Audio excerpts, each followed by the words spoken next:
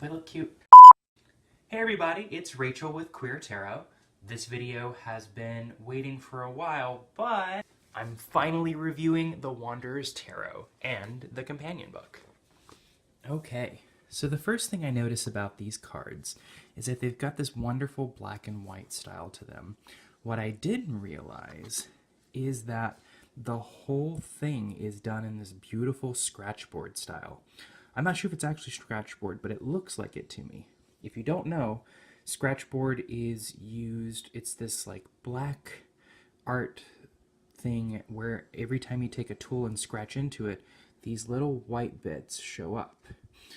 It's a really fun like negative space style of thing. Now, when you open it up, you get this awesome book that gives you your major arcana,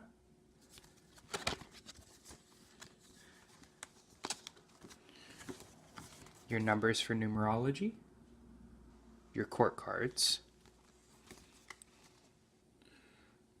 We've got the suits on the right side, which she changed, or I don't actually know her pronouns. I'm gonna go with they. So they changed the things. The moons now represent the emotions, so they're like the cups.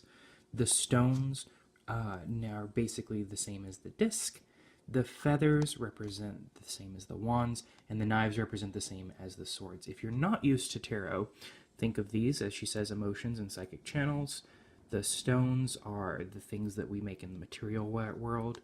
The feathers are the things that make us feel and make us passionate.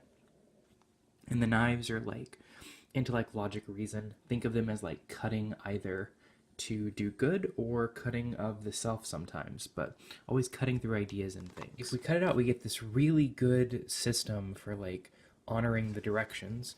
I really like how she does this and how she makes it easy to attach each of the suits to different ideas. I'm a Pisces, so I belong, of course, to the dare part, which is water. On the other side, we see a couple other pages that we might have missed.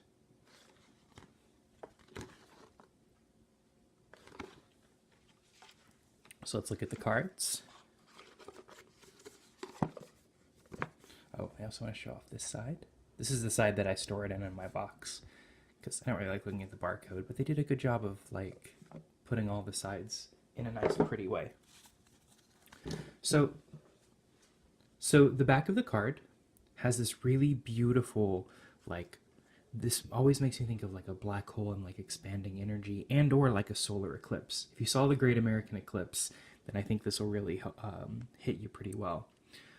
So what I'm going to do next is we're going to do a quick little introductory reading.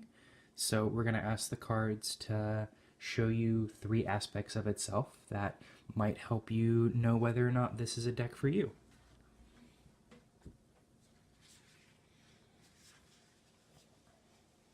So I think this card is definitely begging. This one. Oh, you want to come too. Great. I feel like these cards are nice and solid. They've got a really heavy weight to them. I wouldn't want to riffle shuffle these cards just because I like how sturdy they are, but you could. I feel like they could take it.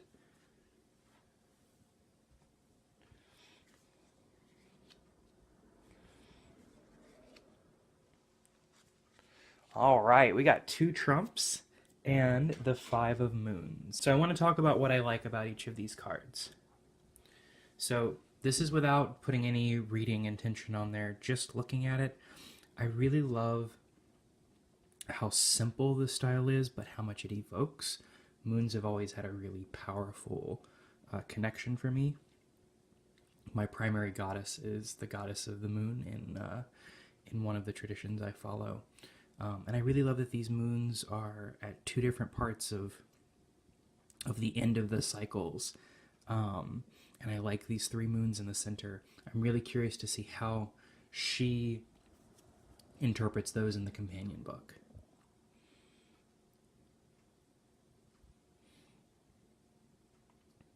The Fool here, I really love the 0 being above the mountains. It looks like a sun rising over, so it just incorporates really well, which is clever and not something I've seen done too much. I like this Fool. I like that in their hair, there's this nice moon as well, because the Fool has all the parts, all the tools. So you've got the stones, you've got, I don't know where the knife would be, but I'm sure it's there somewhere. You've got the staves. I'm not sure what the cross represents here, but as they showed before, there's the 4 directions, so that's probably a part of it. And there's always this dog of like intuition, goading on, like sometimes pulling back, sometimes pushing forward. This Hangman is probably my favorite Hangman of any of the decks that I have. I like the playfulness of it. It looks kind of like how I like to look at the Hangman, of like it's a changing on purpose. And this person looks like they definitely have purpose in what they're doing, and they're taking this action not at all lightly. And or they were like caught in something and they've just resigned themselves to it. So we're going to start with that first card, the 5 of Moons.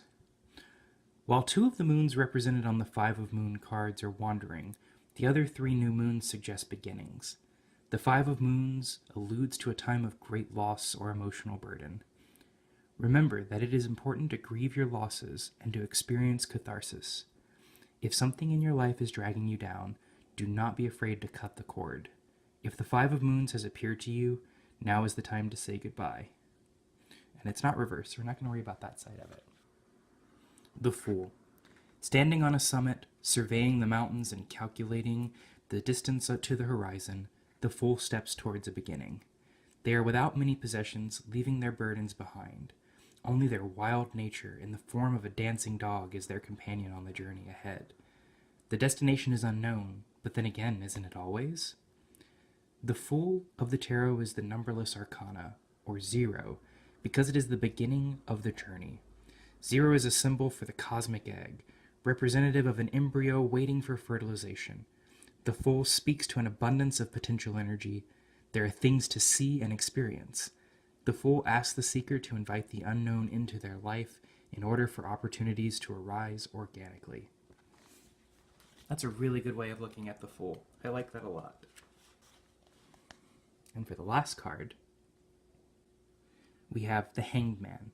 Tied to the limb of an old oak, the hanged man waits. Searching the water, they languish above, watching fish swimming upstream and dreaming with the clouds' reflection upon the pooling waters. Suspended above the ebb and flow, they are able to think deeply. In a state of total surrender, the hanged man is in a space of retreat and solitude. This is not a tortured state, but a state of meditation. In this special position, they are able to view their world freely. From this vantage point, the hanged man has a fundamentally different view of life, the world, and the universe. In this upside-down space, the ego's grip is loosened, accepting a higher mode of consciousness. The time to hold true to your path and your vision has arrived. Let the transition begin. So from that, I would say that there's definitely a sense that if you're starting a journey, or if it's time to change up your journey, this deck might be a really good setup for you.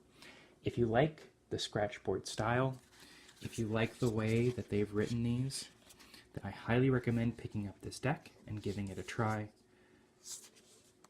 And if you do like it, please let me know in the comments below. And I look forward to seeing you again next time here on Queer Tarot, a part of Psychological Alchemy. Have a great day.